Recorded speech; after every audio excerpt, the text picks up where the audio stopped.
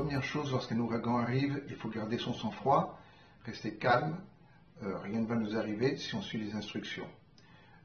Pour votre information, ça fait 25 ans que j'habite en Floride et j'ai déjà vécu une demi-douzaine d'ouragans, dont en 1992, Andrew, qui a été le plus dévastateur aux États-Unis depuis toujours.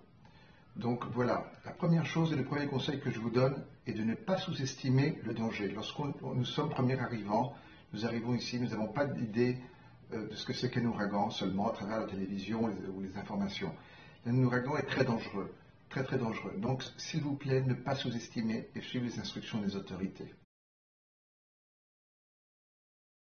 Pensez à vous et pensez aux vôtres. Les dommages aux biens sont secondaires, les dommages aux personnes ne le sont pas. Sécurisez chez vous, rentrez tout ce qui est à l'extérieur, à l'intérieur de la maison, les meubles de jardin, les pots de fleurs, tout ce qui peut être virtuellement dangereux. Mettez les shutters si vos fenêtres ne sont pas anti-ouragan ou des plaques en contreplaqué sur vos fenêtres et vos portes. L'important est de sécuriser, faites le plein de votre voiture, ne laissez pas votre voiture sous les arbres, des choses qui paraissent évidentes mais qui ne le sont pas dans l'urgence. Sécurisez à l'avance, prenez votre temps, les autorités vous informent généralement quelques jours avant que l'ouragan arrive sur nous. Les préparatifs sont importants, il vous faut stocker de l'eau en bouteille ou en bidon, avoir des batteries pour vos lampes portables. Lorsque nous avons eu le dernier ouragan il y a une dizaine d'années à Miami, nous sommes restés, dans mon cas, 5 jours sans lumière et dans certains cas de la ville jusqu'à 15 jours sans lumière. Cela veut dire qu'il n'y a pas de téléphone cellulaire, c'est-à-dire qu'on ne peut pas chauffer la nourriture. Achetez des boîtes de conserve, ayez des boîtes de conserve que éventuellement vous pourrez manger naturelles. Ne stockez pas grand-chose dans vos congélateurs car s'il n'y a pas de courant, vous serez obligé de tout jeter. Le congélateur n'est pas la meilleure des solutions dans ces cas-là. Et ayez une radio portative comme un transistor, comme disaient nos grands-mères, pour écouter les informations si jamais il n'y a pas de télévision ou éventuellement une télévision qui ne soit pas par câble, une télévision qui soit sur batterie et qui marche avec une antenne normale comme dans le temps. Le préparatif est important. Prenez votre temps. Vous êtes dans une zone où l'ordre d'évacuation est donné. Sachez que vous n'êtes pas forcé de suivre au pied de la lettre cet ordre d'évacuation. Vous pouvez éventuellement rester chez vous. Mais surtout, sachez qu'il n'y aura pas d'ambulance, il n'y aura pas de pompiers, il n'y aura pas de police. Tous les services sont suspendus dans les zones d'évacuation. Donc sachez qu'éventuellement, il peut y avoir du vandalisme aussi.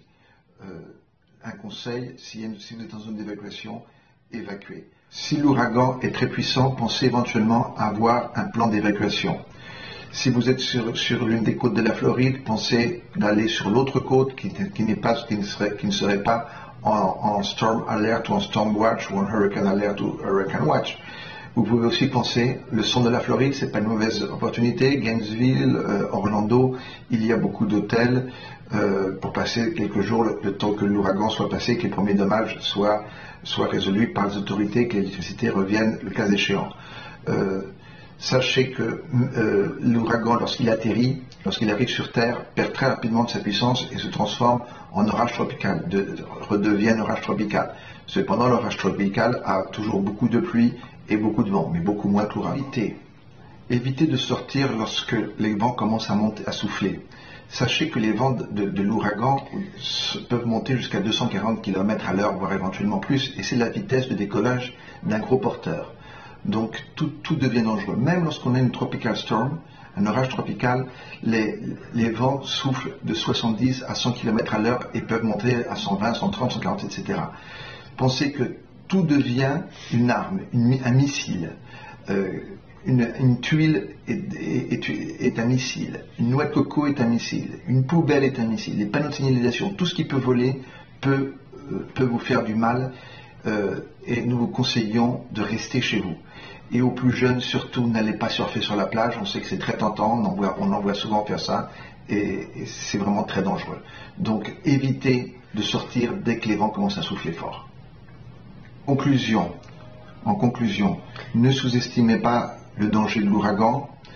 Écoutez les autorités, gardez votre calme et n'oubliez pas que j'en ai déjà, comme je vous disais au début, j'ai déjà survécu à 6 ouragans, une demi-douzaine d'ouragans, dont Andrew, et je suis toujours là. Donc, n'ayez pas peur et on est à votre disposition pour vous aider dans n'importe quoi. Merci beaucoup.